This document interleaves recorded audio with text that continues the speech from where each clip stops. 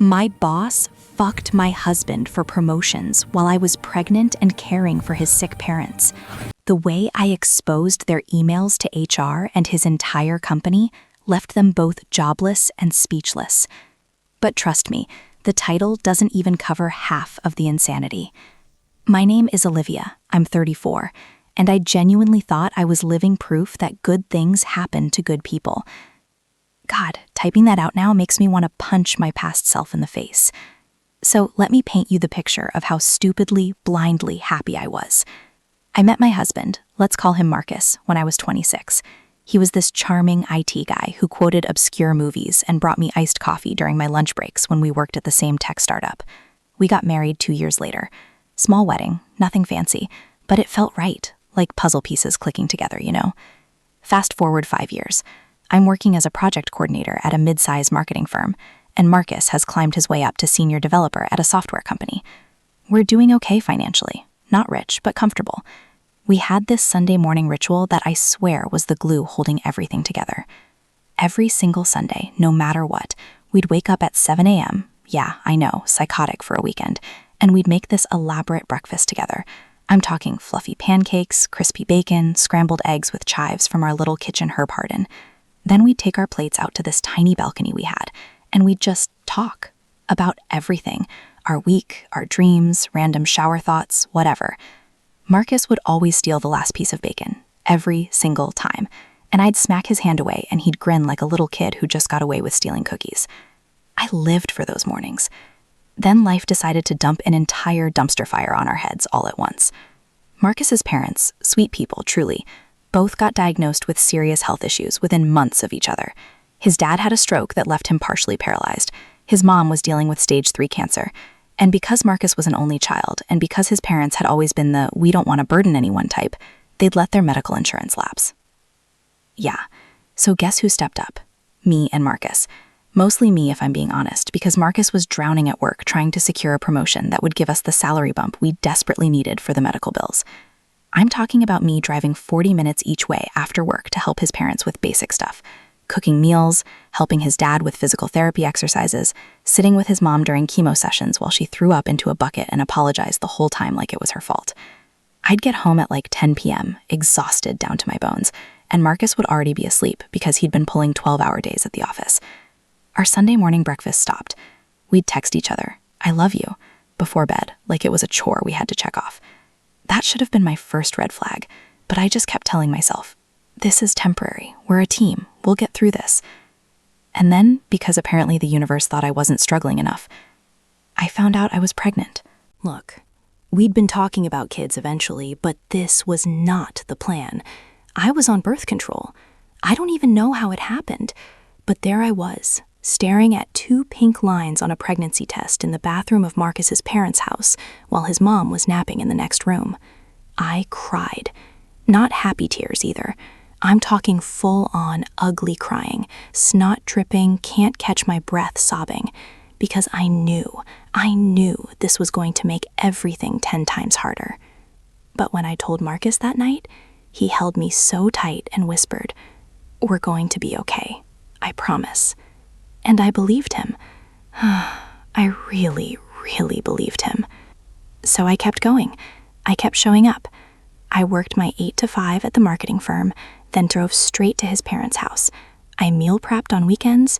I scheduled doctor appointments. I held his mom's hand when she was scared, and his dad's hand when he was frustrated he couldn't walk right anymore. And I was pregnant. First trimester exhausted, nauseous, running on fumes and pure stubbornness. Marcus? He was barely home, always at the office, always chasing that promotion. His boss, I'll call her Felicity, had apparently taken him under her wing. She was this 42-year-old VP of development, divorced, no kids, one of those women who wore designer heels and had her life together in a way that made you feel like a messy toddler by comparison. Marcus would mention her sometimes. Felicity thinks I should lead the new project. Felicity said I have real leadership potential. Felicity invited me to a networking dinner. I didn't think anything of it. I was happy he had a mentor. I thought it meant good things for us, for our future, for the baby. God, I was so stupid. Looking back, I can see all the signs I missed. How Marcus started dressing nicer for work, how he'd check his phone constantly and angle it away from me when I walked by, how he stopped asking about his parents, like he'd mentally checked out of the crisis. But I didn't see it then. You know why? Because I was too busy being a martyr, too busy sacrificing everything to keep everyone else afloat while I slowly drowned. I remember this one specific night. I was about 4 months pregnant, showing just enough that my jeans didn't fit right anymore, and I got home at 11 p.m. after his mom had bad reaction to her chemo. I was so tired I could barely stand.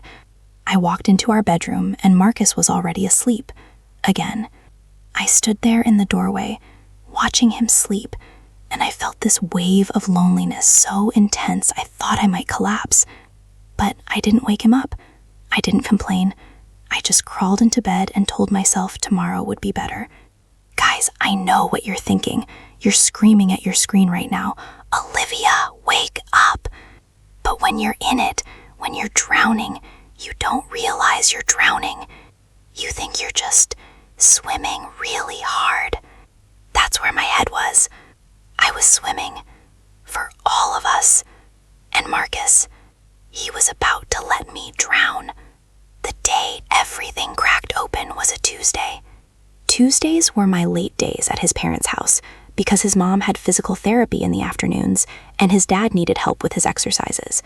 I'd usually get home around 9:30, heat up whatever leftovers I could find, and pass out on the couch. But that Tuesday, I left early. His mom's PT got rescheduled last minute, and honestly, I was so relieved I almost cried in the car.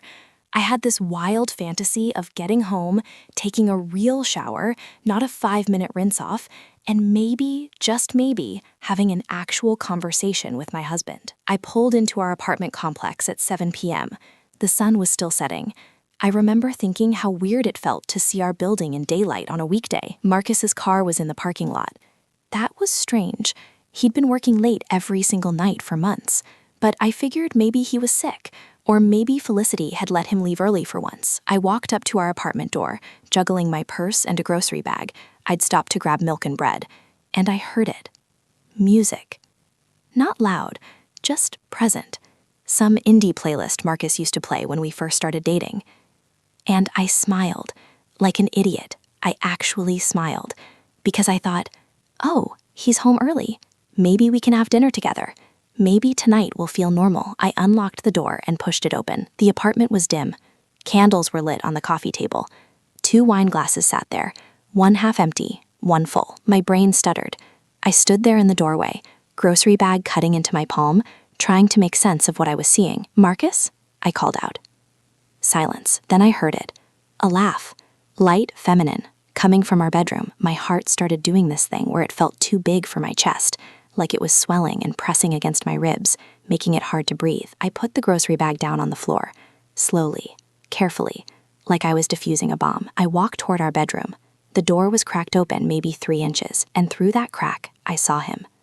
Marcus, sitting on the edge of our bed. Our bed.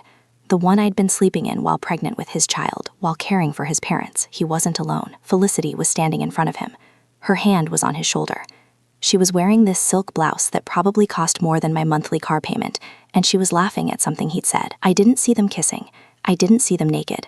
But guys, I didn't need to. The energy in that room was so intimate, so comfortable, so wrong, that I felt like I'd been punched in the stomach. I must have made a noise, a gasp maybe, or a sharp inhale, because Marcus's head snapped toward the door. Our eyes met. For a split second, he looked terrified, genuinely deer-in-headlights terrified. Then his face smoothed out, and he stood up, casual as anything, like I'd just walked in on him folding laundry. "Liv, hey, you're home early." Felicity turned around. She didn't look scared. She looked annoyed, like I was interrupting something important. "Hi," she said, giving me this tight smile.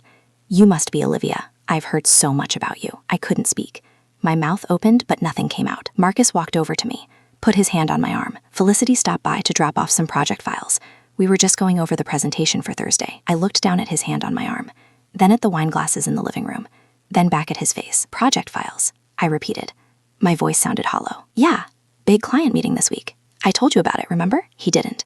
He absolutely did not tell me about any meeting. But here's the thing that still makes me want to scream when I think about it. I let him gaslight me in that moment. I stood there, 6 months pregnant, exhausted from taking care of his parents, and I let him make me feel like I was crazy for questioning why his boss was in our bedroom at 7 p.m. with wine and candles. "Right," I whispered, "the meeting." Felicity grabbed her purse from our bed, and walked past me. "I should get going. Marcus, I'll see you tomorrow. We'll finalize everything then." She touched his arm as she passed him. Just a brief squeeze, familiar, possessive, and then she was gone. Marcus turned to me with this look of concern that I now know was 100% performance. "Babe, are you okay? You look pale." "I'm fine," I said automatically, because that's what I always said. "I'm fine. Everything's fine." But I wasn't fine. That night, after Marcus fell asleep, I lay there staring at the ceiling. My hands were shaking. I kept replaying the scene over and over. The wine, the candles, the way she'd touched him, the way he'd looked at her before he saw me. I knew something was wrong. Deep in my gut, in that primal place where your body knows things before your brain catches up, I knew. But I didn't have proof, just a feeling. And feelings can lie to you, right? Feelings can be paranoia, pregnancy hormones, stress. So I decided to test him. The next morning, I woke up before Marcus. I made coffee, decaf for me, regular for him, and I sat at our tiny kitchen table waiting for him to come out. When he walked out, already dressed for work, I said it. "Is there something going on with you and Felicity?" I watched his face carefully, every micro expression. He laughed, actually laughed. "What? No. Liv, where is this coming from? Last night just felt weird." He sat down across from me, took my hand, looked right into my eyes. "Baby, I know things have been hard lately. I know I've been working a lot, but I promise you there is nothing going on with Felicity. She's my boss, that's it." His voice was so steady, so sincere, so convincing. "You'd tell me if something was wrong, right?" I pressed. "If you were unhappy or if you—" "Olivia," he squeezed my hand. "I love you. I love our baby. I would never do anything to hurt this family. You have to trust me." And here's the pathetic part. I wanted to believe him so badly that I did. I nodded. I apologized for being paranoid. I blamed it on hormones and stress. He kissed my forehead and left for work. I sat there at that table for 20 minutes after he left, staring at my coffee, and something in my chest felt cold and heavy. But I pushed it down. I had to get ready for work. I had to go check on his parents after. I had to keep swimming. I felt sick. My entire reality was shattering. Be honest in the comments. Would you have screamed right then, or would you have done what I did and gone silent? Going silent was the smartest thing I've ever done. And I need you to understand, it wasn't because I was being strategic or playing some kind of chess game. I went silent because I was terrified. Terrified of being wrong. Terrified of blowing up my marriage over a gut feeling. Terrified of being the crazy pregnant wife who accused her husband of cheating because his boss came over one time.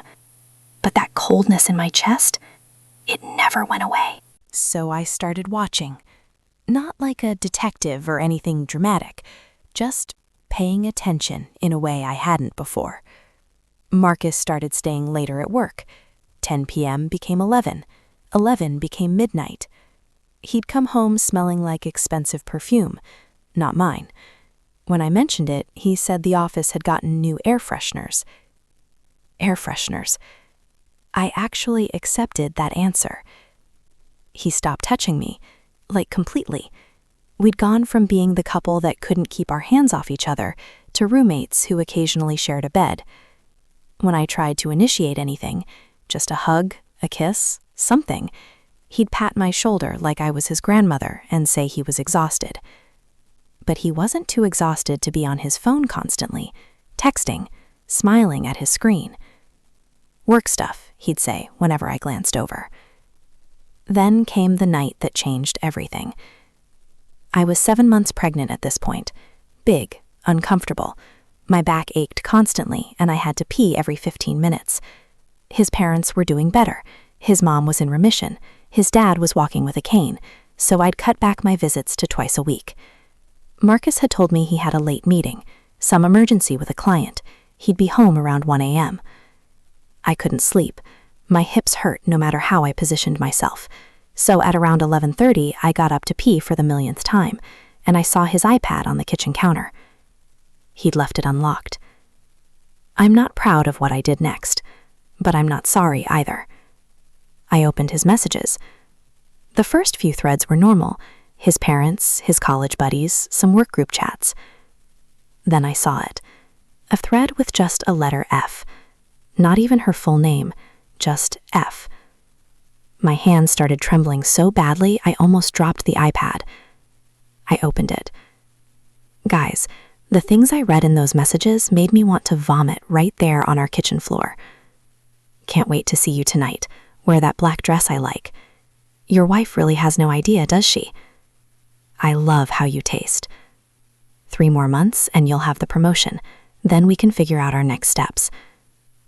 I had to sit down on the floor, right there. Just collapsed. 3 more months.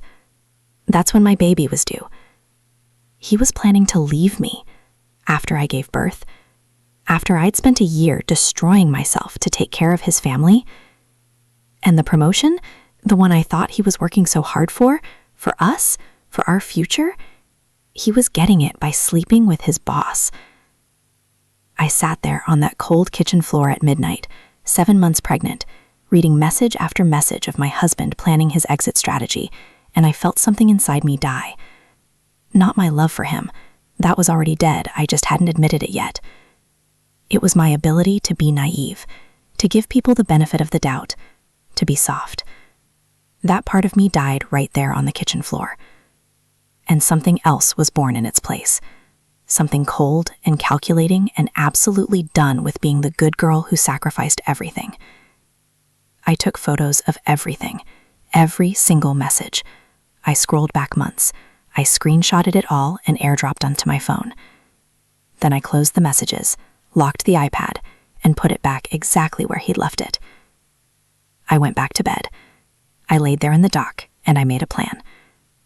The next morning, I called in sick to work. First time in 8 months. Then I called a divorce lawyer. Her name was Patricia. She was this 50-something woman with gray hair and sharp eyes who'd been recommended by a coworker years ago during someone else's messy divorce. I sat in her office and showed her everything. The messages, the timeline, the fact that I was 7 months pregnant. I need to know my options, I said. My voice was steady, weirdly calm, but I don't want to file yet. Patricia raised an eyebrow. Why not? Because I want to make sure when this comes out, it destroys both of them. Not just my marriage, their careers too. She leaned back in her chair and smiled. Tell me what you're thinking. Here's what I learned in that meeting. Marcus worked for a mid-sized company with a very strict ethics policy. Relationships between supervisors and direct reports were absolutely forbidden, could result in termination for both parties. Felicity wasn't just Marcus's boss. She was VP of development. She approved his promotions, his bonuses, his project assignments. Every single career advancement he'd gotten in the last year, compromised, tainted, potentially fraudulent if it could be proven he was sleeping his way up. Do you have proof the affair started before his recent promotion? Patricia asked. I scrolled through the messages, found one from 8 months ago. I can't believe we're really doing this. Worth it, though, especially after you got me on the Henderson project. Patricia's smile got wider. That'll work. Now, about your husband's parents. You said you've been their primary caregiver? Yeah, why? Document everything. Every drive, every meal, every medical appointment, time, date, what you did. If you have any receipts for things you paid for, keep them. I didn't understand yet, but I started documenting. I also started playing the perfect wife again. I smiled when Marcus came home. I asked about his day. I stopped questioning where he was. And he relaxed. That's the thing about cheaters. They're so relieved when you stop asking questions that they get sloppy. He started coming home later, stopped making excuses, would just say, I'm going out, and leave. I'd say, okay, have fun, and go back to watching TV. He thought he'd broken me, thought I'd given up. Meanwhile, I was collecting evidence like it was my full-time job. I found receipts in his car from fancy restaurants I'd never been to, hotel parking stubs. I photographed all of it. I created a folder on my laptop, password protected, labeled it baby names so he'd never look. Inside, every screenshot, every photo, every documented instance of his affair. But I still hadn't decided when to drop the bomb. Then Marcus told me about the company holiday party. "It's in 3 weeks," he said over dinner one night. "It's a big deal this year. They rented out this whole venue. Spouses are invited." He said it so casually, like it was nothing. "Do you want me to come?" I asked. I was 8 months pregnant at this point, huge, uncomfortable in every position. He hesitated, just for a second, but I caught it. "I mean, you don't have to if you're not feeling up to it." "No," I said, smiling. "I want to. I'd love to meet your coworkers finally, especially Felicity. You talk about her so much." His face went pale, literally pale. "Oh, yeah, sure, that would be great." And that's when I knew that party was going to be ground zero. I spent the next 3 weeks preparing. I contacted HR at Marcus's company, anonymously, and asked about their ethics policy. I printed it out, highlighted the relevant sections. I went back to Patricia, and we strategized every single step. I bought a dress for the party, black, elegant, showed off my pregnant belly in a way that made it impossible to ignore. Because I wanted everyone at that party to see me, to see how pregnant I was, to know exactly what Marcus was doing while his wife was carrying his child. The night of the party, I did my makeup carefully, curled my hair, put on the dress and the highest heels I could manage with my swollen feet. Marcus looked uncomfortable when he saw me. "You look nice." "Thanks, honey," I kissed his cheek. "I'm so excited to finally see where you work, meet the people you spend so much time with." The drive to the venue was silent. Marcus kept checking his phone, texting someone, probably warning Felicity that I was coming. Good. I wanted her to sweat. We pulled up to this beautiful event space, floor-to-ceiling windows, chandeliers, the whole deal. Marcus's company had clearly spent serious money on this party. We walked in together. His hand was on my lower back, but it felt wrong, possessive in a way that made my skin crawl. I scanned the room, looking for her. And then I saw her. Felicity. Standing by the bar in a red dress that probably cost more than my monthly salary, talking to a group of executives, laughing, confident.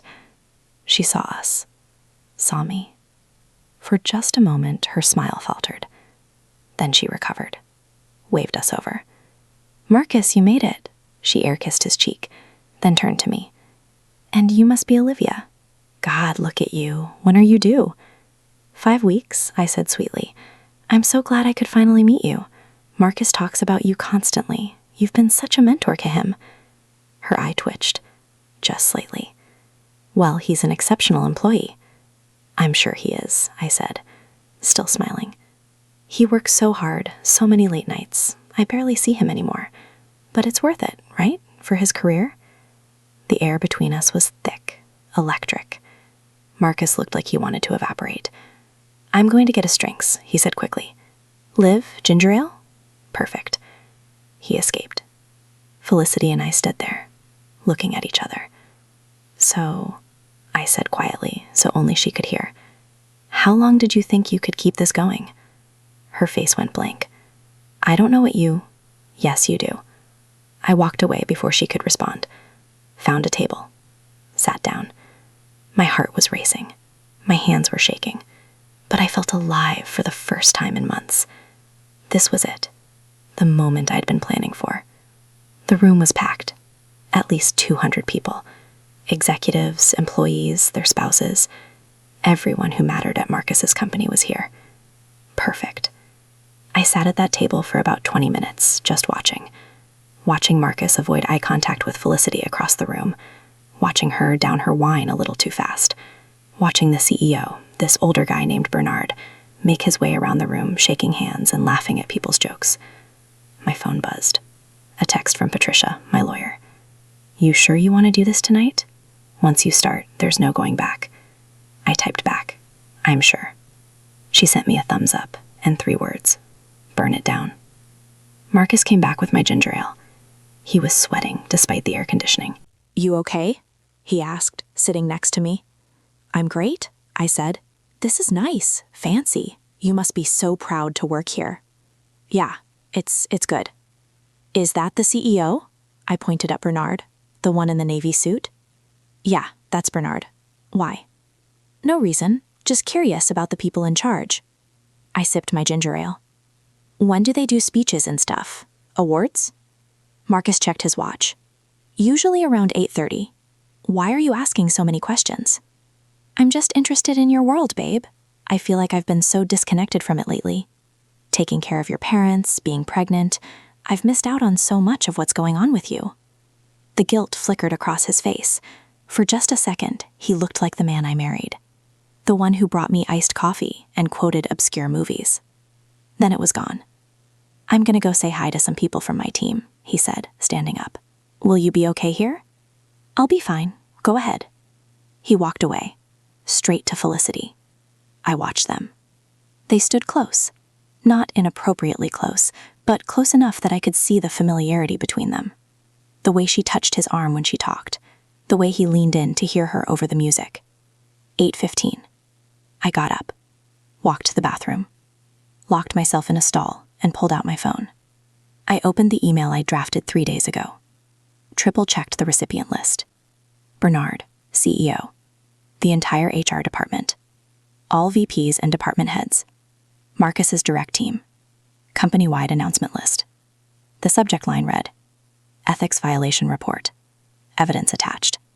The body was short, professional, devastating. To whom it may concern. I am writing to report a serious ethics violation involving VP of Development Felicity Morrison and Senior Developer Marcus Chen. For the past 9 months, Miss Morrison and Mr. Chen have been engaged in a sexual relationship despite Miss Morrison being Mr. Chen's direct supervisor. During this time, Mr. Chen has received multiple promotions, project assignments, and bonuses approved by Miss Morrison. Attached you will find screenshots of explicit messages between Miss Morrison and Mr. Chen spanning 9 months. Evidence of career advancement during the relationship. Documentation proving deliberate concealment of the relationship. This violates Company Policy Sections 4.2, Romantic Relationships between Supervisors and Direct Reports, and 7.1, Conflict of Interest. I am also filing a formal complaint with HR and request immediate investigation. Regards. Olivia Chen, spouse of Marcus Chen. Attached were 47 screenshots. Every message, every photo, every piece of evidence I'd collected. My finger hovered over the send button. This was it. The nuclear option. Once I pressed this, everything would explode. His career, her career, our marriage, all of it. I pressed send. The email whooshed out into the void. I stood there in the bathroom stall, one hand on my pregnant belly, and I started laughing. Not happy laughter. This wild, unhinged sound that I couldn't control. I walked back out to the party. The music was louder now. People were drinking, dancing, having a good time. None of them knew yet. None of them had checked their emails. 8:45. Bernard stepped up to the microphone on the small stage they'd set up. Good evening, everyone. If I could have your attention for just a few minutes. The room quieted down. People gathered closer to the stage. I just want to take a moment to thank all of you for another incredible year. This company succeeds because of your dedication, your innovation, your integrity. I watched people start checking their phones. The executives first. I saw Bernard's assistant lean over and whisper something to him. His face changed. Then the HR director checked her phone. Her eyes went wide. It was like watching dominoes fall. One by one, people were opening their emails, reading, their faces going from confusion to shock to horror. Marcus was standing near the bar. He hadn't checked his phone yet. He was talking to some guy from his team. Felicity was closer to the stage. She pulled out her phone, read the email. I watched the color drain from her face, watched her hand start shaking so badly she nearly dropped her phone. She looked up, scanned the room, found me. Our eyes locked. I smiled at her, raised my ginger ale in a little toast. She started walking toward me, fast, her heels clicking on the marble floor. "What did you do?" she hissed when she reached me. "What the hell did you do?" "I told the truth," I said calmly. "That's all. Just shared some information with your colleagues, and your bosses, and HR." "You insane." "Olivia." Marcus was behind her. He'd finally checked his phone. He looked like he'd been hit by a truck. "We need to talk," he said. His voice was shaking. "Right now, outside." "Why?" I asked. "We're at your company party. You wanted me here, remember? Let's stay. Enjoy the evening." "Olivia, please." "Miss Morrison? Mr. Chen?" Bernard was walking toward us. 2 people from HR flanked him. The whole room had gone quiet. Everyone was watching. "We need to speak with both of you, immediately, in private." Felicity's face crumbled. "Bernard, I can explain." "Not here," he said sharply. "Conference room, now." "This is a misunderstanding," Marcus jumped in. "Those messages, they're taken out of context." "Mr. Chen, I've read the messages, all of them. So has our legal team. So has HR. There's no context that makes this acceptable." Bernard's voice was cold, professional, furious. "You don't understand," Felicity said. Her voice was getting higher, desperate. "It's not what it looks like." "It's exactly what it looks like," I said. Everyone turned to stare at me. "You've been sleeping with my husband for 9 months, while I was pregnant, while I was taking care of his sick parents, while you were approving his promotions and bonuses. It's exactly what it looks like." The room was dead silent. "Is this true?" Bernard asked Marcus. "Yes or no?" Marcus opened his mouth, closed it, opened it again.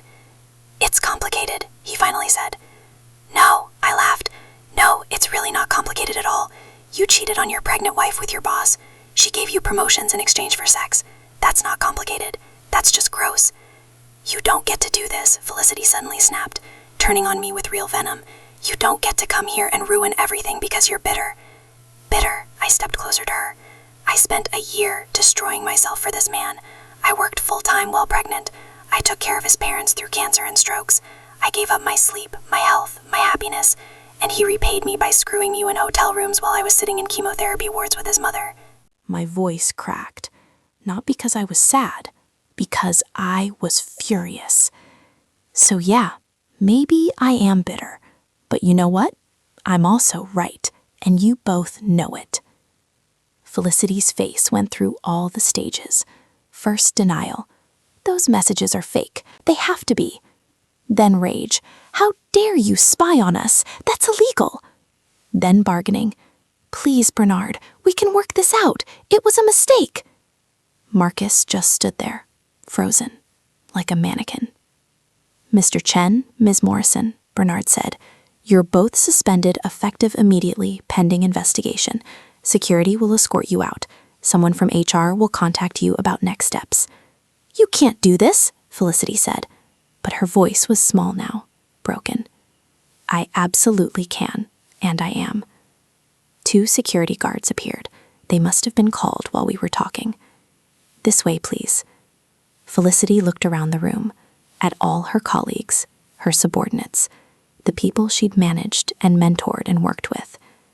All of them were staring at her with disgust, disappointment, pity. She started crying, mascara running down her face. "This isn't fair." "Ma'am, this way."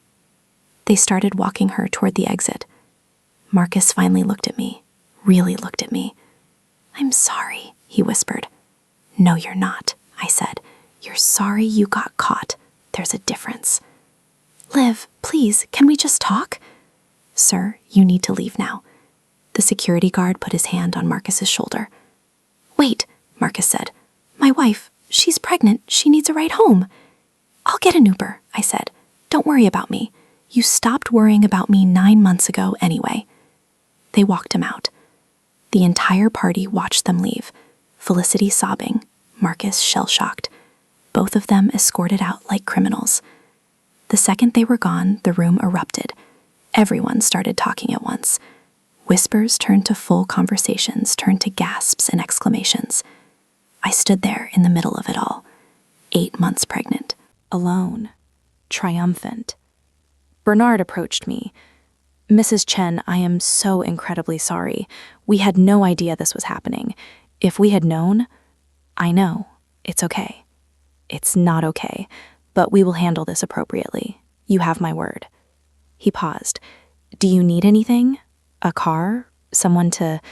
"I'm fine," I said. "Thank you." He nodded and walked away. I stayed at that party for another hour, not because I wanted to, but because I refused to be the one who left in shame. I walked around, made small talk, let people come up to me and express their shock and support. I always thought Felicity was shady. "Your husband is an idiot. You're so brave for doing this." Brave. That's the word everyone kept using, like I'd done something heroic. But I didn't feel brave.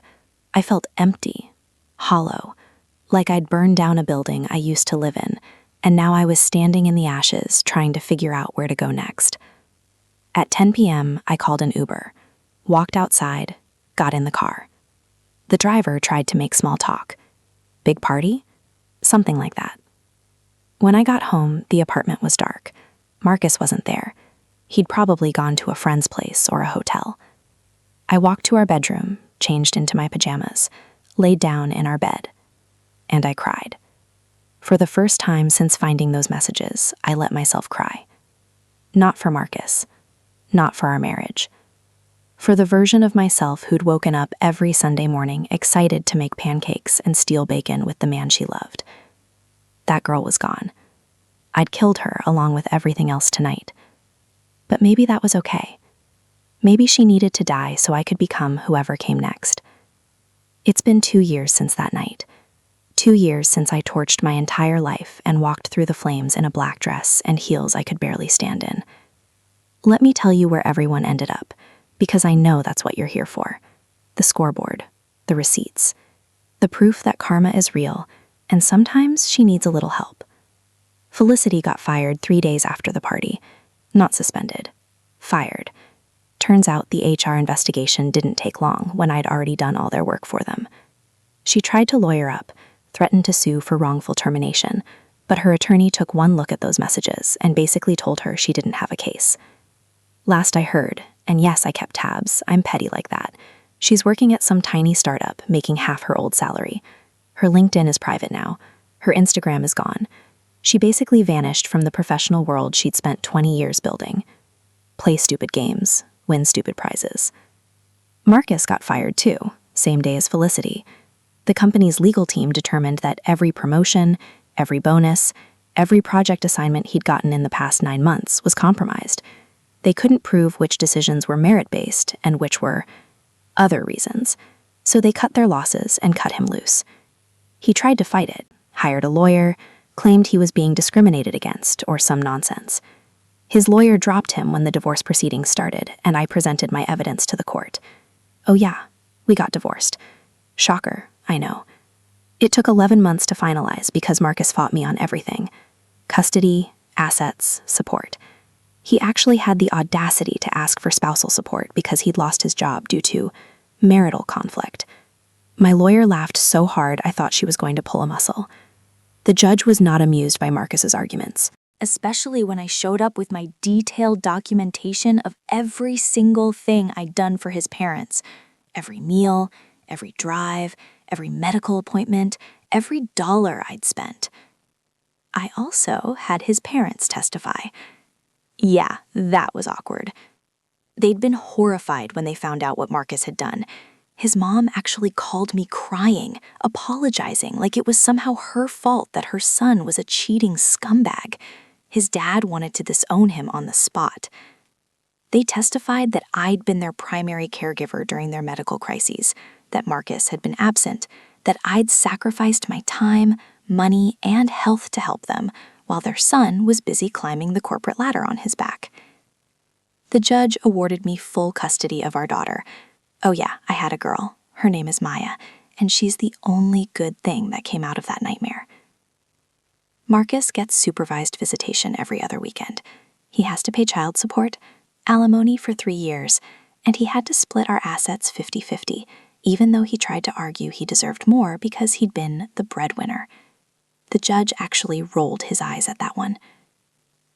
Last time I checked, Marcus was working some mid-level position at a company 2 hours away. He had to move because no one in our city would hire him after word got around about what happened. Tech industry is smaller than you think. People talk. He's dating someone new. She looks young. I give it 6 months before she figures out who she's actually with. And me? Guys, I'm not gonna lie and say everything's been perfect. The first year was hell. Being a single mom with a newborn while processing trauma and divorce, not fun. There were nights I sat on my bathroom floor crying while Maya screamed in her crib because I couldn't figure out what she needed and I was so tired I wanted to disappear. But I got through it. I went to therapy, actually dealt with my issues instead of just shoving them down and playing the martyr. Learned how to set boundaries, how to ask for help, how to stop sacrificing myself for people who wouldn't do the same for me. I got a new job 6 months after the divorce finalized. Better company, better pay, better boss. A woman named Harriet who's been married to her wife for 15 years and has zero tolerance for office politics. I bought a small house. Nothing fancy, but it's mine. Maya has her own room with stars painted on the ceiling. We have a little backyard where she plays with the neighbor's dog. And every Sunday morning, yeah, I brought back the Sunday morning tradition, I make pancakes, just for me and Maya. We eat them on our back porch, and she tries to steal my bacon, even though she's only 2 and has like 6 teeth. It's different from before, but it's better, because it's real. It's not built on lies or one-sided sacrifice or pretending everything's fine when it's not. I started dating again a few months ago. Nothing serious yet, but there's this guy, Andrew, he's a teacher, who makes me laugh and actually shows up when he says he will. Novel concept. We'll see where it goes. I'm not in a rush.